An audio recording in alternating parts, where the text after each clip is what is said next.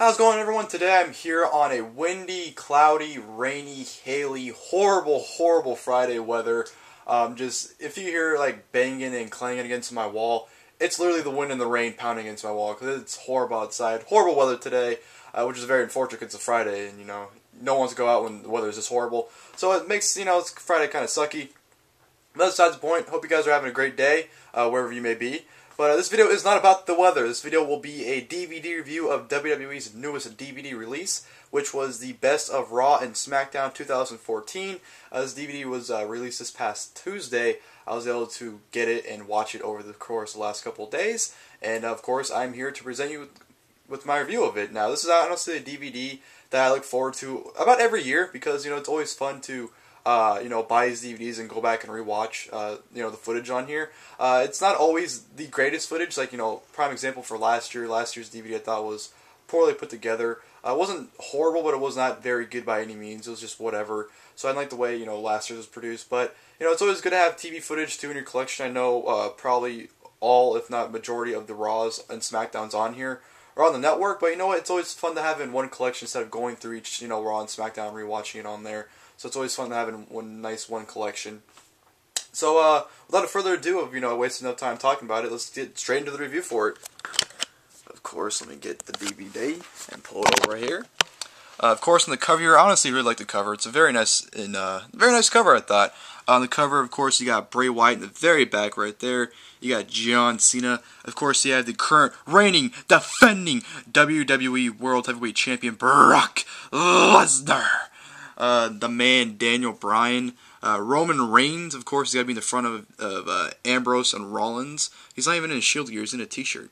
But yeah, Dean Ambrose and Seth Rollins in the back on the top part. The Best of Raw and SmackDown 2014. Down here, you got Evolution, Batista, Triple H, and Randy Orton. You got Brie Bella, Stephanie McMahon, and Nikki Bella in the back right there. Like I said, I enjoyed the cover. I think it's very good. Good artwork. On the spine here, I thought this was kind of funny. You have Brock Lesnar and Paul Heyman right there. Best of Raw and SmackDown 2014. You have Stephanie McMahon and Triple H. Those are the freaking profile pictures they use for WWE.com, which I thought is pretty funny they put those on there. But yeah, that's the spine. You go to the back, you have some more artwork on here. Of course, you got John Cena and Luke Harper right there. You have a nice picture of Brock Lesnar with the WWE World Heavyweight Championship when they awarded it to him. Daniel Bryan and Randy Orton, The Rock and Rusev and Lana, and Dean Ambrose and Seth Rollins. The Best of Raw and SmackDown 2014. 2014 was absolutely epic. Relive a thrilling and exciting year of sports entertainment with WWE's Best of Raw and SmackDown 2014. This collection features such matches as Randy Orton vs. Daniel Bryan from Raw February 3rd from 2014. John Cena and the Usos versus the Wyatt family from SmackDown May 9th, 2014. Dean Ambrose vs. Seth Rollins in a Falls Country match from Raw August 18th, 2014. Plus action featuring Sheamus, AJ Lee, Dolph Ziggler, Kofi Kingston, the Usos, Rusev and Lana, The Miz, Chris Jericho, Paige, and all of your favorite WWE superstars. This collection also includes such memorable moments as Daniel Bryan occupies Raw, Seth Rollins turns on the Shield, The Authority being outlasted from Power, Brock Lesnar, Undertaker's WrestleMania 30 contract signing, and many more. And then when you open it up, here's the opening artwork. Of course, you have the Wyatt family on this side, and you have the Shield on this side. This is my only complaint really when it comes to the artwork. When you open it up, look how plain this artwork is. You have a picture of the Authority right there from Daniel Bryan occupying Raw. And then look at the disc. It's just red, white, and blue. Like, there's artwork behind the disc. Behind disc 1, you have The Undertaker, and you have the listing as well. If you want to pause and read it, go ahead. Or go to WrestlingDVDnews.com for the listings. You can't read it. So that's behind disc 1. Disc 2, you have Daniel Bryan when he occupied Raw. And here's the listing for disc 2. You can see my camera. Again, if you want a better reading of these, if you can't read it because of the way it's listed, behind the plastic, you can easily go to WrestlingDVDnews.com to get the full listing. And of course, behind disc 3 is when Seth Rollins turned on the Shield. You have Roman Reigns right there. And again, the listing.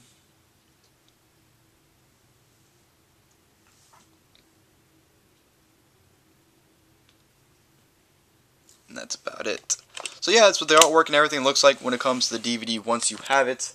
Let me put this back on the DVD or my camera stand. let me, sorry. This is what happens when you do it in one shot. You gotta improvise and do it, you know, you gotta do it yourself. So, sorry, but taking one shot, no editing on this video. Alrighty, that should be good. And let's get it aligned just, yeah, that's good right there. But yeah, this set overall, I'd say it's definitely a big step up from last year's. I thought this one was, they put at least more effort into it when it comes to like the matches and moments. There's not a lot of, honestly, there's not a lot of bad on this at all. You know, besides maybe like one or two things. But it's, even though it's bad, you know why it's on there. It has some kind of reasoning behind it. So I give it a pass on that. But besides that, there's honestly not that bad at all on here. Honestly enjoyed it. You know, disc 1.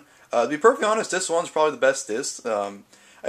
It really flowed by, and it was just, you know, the matches were good, the segments were good. I just thought it was a very solid way to start it. Disc 1's about 2 hours and 15 minutes. Disc 2 is about 2 hours, and then Disc 3 is just over 3 hours. So, all total, you have about, over 7 hours of footage. So, you know, that's pretty, you know, good for a DVD set nowadays. But Disc 1, I'm not going to go over every single thing that happened on them. I'll just go over the things that I did like. So let's go to Disc 1 real quick. Zoom in on Disc 1 right there. Look at the camera just move this. There we go, that's good. Disc 1, you had the opening, which was a 6-man tag for the Elimination Chamber qualifying, which was a, you know, good little match. The Daniel Bryan versus Randy Orton was good. You know, I wouldn't say it's their best match. I still think their match from Raw in December 2013 was their best match they've ever had. But that was a good match. You know, Daniel Bryan very much dominated the entire match. But yeah, it was a solid match. The Fatal 4 Number 1 Contenders match for the Intercontinental Championship on SmackDown was actually a very fun match. I actually really enjoyed it. It was a lot more fun than you'd expect, especially with the people in it. You wouldn't think it was that good of a match. But when it all happened, it was actually a really good match. John Cena versus Cesaro was definitely the match on this disc. That was just an incredible match there. Very, very fun. Just absolutely great match. Very, very enjoyable. You have the Brock Lesnar and Undertaker contract signing, which was, you know, what it was. Batista's promo when he came back, I think it was his promo when he turned heel on SmackDown, and Dolph Ziggler coming out and challenging him to a match. That was good stuff as well. Then you had ended off with the tag team title match with the Usos and New Age Outlaws, and the Usos won the tag team titles. The match was actually a lot shorter than I remembered, and the match wasn't as good as I remembered, so that was kind of disappointing. But yeah, Disc 1 is very solid. Almost everything on there, to be completely honest, was actually, you know, at least good. So a very enjoyable disc. Then we go on to Disc 2, which was my least favorite disc of the set. Not saying it was horrible, but it wasn't as good as the other ones, I would say. You open it up with Daniel Bryan occupying Raw, which is the second time I watched it. The second time I watched the segment, and it was great the second time. Triple H was absolutely great in that segment. Him and Seth were amazing. They played their part perfectly well, I thought, and did an excellent job in that segment with Daniel Bryan. You had John Cena versus Luke Harper, which was, you know, those two can never put on a bad match in my opinion. I've seen them wrestle for 4 minutes on SmackDown, and that was a very good match still. So they put on a, you know, pretty solid match here, and this, of course, that was a match where, you know, they did the whole Wyatt intro at the end, and when it came back on, it was when Cena was tied on the ropes with the Wyatt mask. So that was, you know, pretty cool seeing that again. You had Paige's debut, which is whatever. You had the Evolution reuniting on here. You know, it was a Shield versus, you know, all pretty much jobbers in a handicap match, and Evolution came out at the very end to you know, reunite to begin their feud with the Shield. So that was awesome seeing, you know, Evolution's return on there. Oh, they have the Wyatt family little children thing they did with Cena when Cena was in the cage. I thought that was horrible. I still don't like that segment. Even watching that again, I think it's just bad every single time. And Bray Wyatt overkilled it with his laughter. That was just a bad segment. I didn't really like that was on here. You also have the 20-man Battle Royal when Sheamus won the title, which was a fun match. Sorry, it's kind of hard to see it from my distance and like trying to see it. You have Bo Dallas's debut, and you have Seth Rollins turning on the Shield, which is a great moment. My favorite part will forever be when Seth Rollins goes to swing the chair, and the guy, like, right when Seth Rollins is like swinging it in mid-swing, you just hear the guy in the background, "No!" Like, he was heartbroken, and I thought that was excellent. But yeah, that was for Disc 2, and for Disc 3, definitely, like I said, the longest disc. It covers 6 months, which I don't agree with. It went from June to December. If I was formatting this DVD with 3 discs, I would do disc 1 would be from January to April. Disc 2 would be made from May to August, and disc 3 would be from September to December. I put 4 months on each disc if it's 3 discs. So I don't know why they'd put 6 months worth of stuff on one disc. That didn't make any sense to me.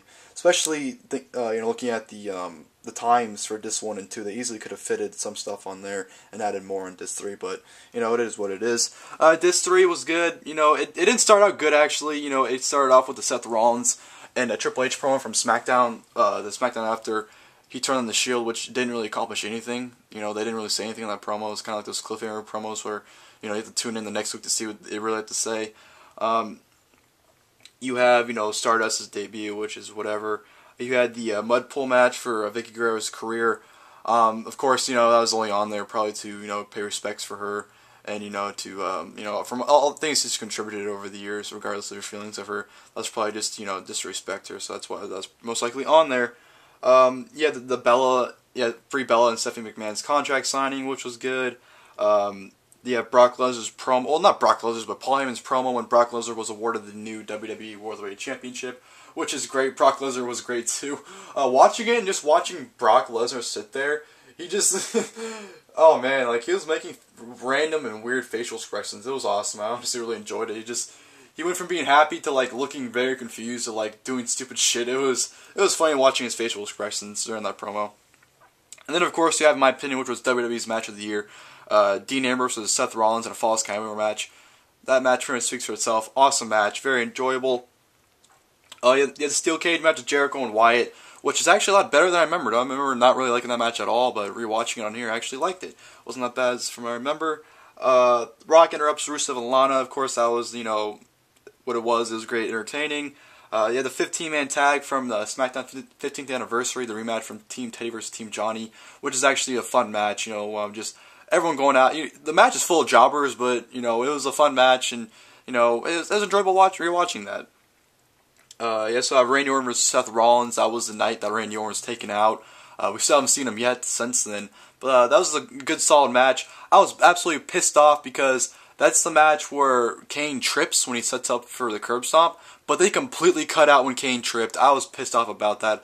That kind of pissed me off, but it is what it is. It has a triple threat match, triple threat elimination match for the Intercontinental Championship. Dolph Ziggler versus Cesaro versus Tyson Kidd, and which was an absolutely awesome match there. I'd probably say that was probably the second best match on this DVD. That was just a very, very fun match. Very underrated because I don't think a lot of people saw it. Oh, sorry about that. That is my phone going off. That's Finn Balor's theme song. I'm not going to answer it because I'm almost done with this review. So I'm not going to, stop now since I'm almost done. But just listen to it, I guess. And then what I did in the DVD was just a 6-man tag from Raw, which was a good match, but nothing really significant about it. But overall this DVD set, I would say, is a good set. There's one thing I did not like. Well, I liked, but I didn't like. They had, in between the segments, some segments they would have interview with fans. And they kept interviewing this one guy in a Brock Lesnar t-shirt. That just kept pissing me off. I don't know, I like the idea of interviewing fans for this set, but what the fans were saying, you're kind of like, this is just stupid. Like, a lot of things they were saying was very dumb. But I like the concept. Byron Saxton hosted the DVD, which I didn't like because you can clearly see he kept reading the teleprompter. His eyes kept looking to the sides. It's like, if you can't remember your damn lines, why are you doing this? Like, I just thought that was I didn't like that, but it's just a little thing about me, I guess. But overall, like I said, this set's enjoyable. It's a fun set. Definitely fun to go back and rewatch it. Not a whole lot of bad. Just majority of stuff is just good to great in my opinion. So definitely I'd go out and buy it. I'd recommend it if you enjoyed 2014. Not every great thing was on this set. I can name at least 10 things that weren't on this set that should have been. But you know what? WWE just usually they just throw whatever they can or throw whatever they think on here. And and they throw it out. So that's my review for the best of Raw and SmackDown 2014. I hope you guys enjoyed this review. And until next time, I'll see you guys then.